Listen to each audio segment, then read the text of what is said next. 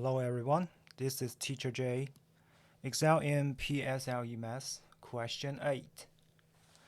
The total cost of 4 identical rulers and 1 pen is X dollars. If the pen costs $7, what is the cost of each ruler? We know 4R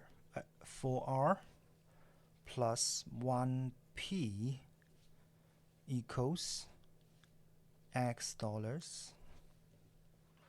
If you don't want to use the equal, you can use an arrow to represent the relationships between this algebraic expression and X dollars. And also, 1 pen is $7.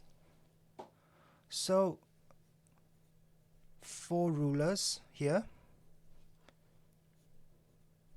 is X dollars minus $7 equals, you can use X minus 7 to represent the price of 4 rulers. And for each ruler, 1 ruler,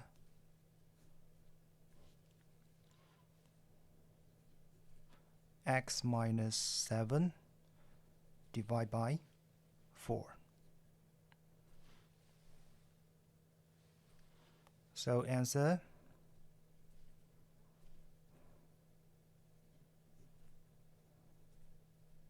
X minus 7 divided by 4.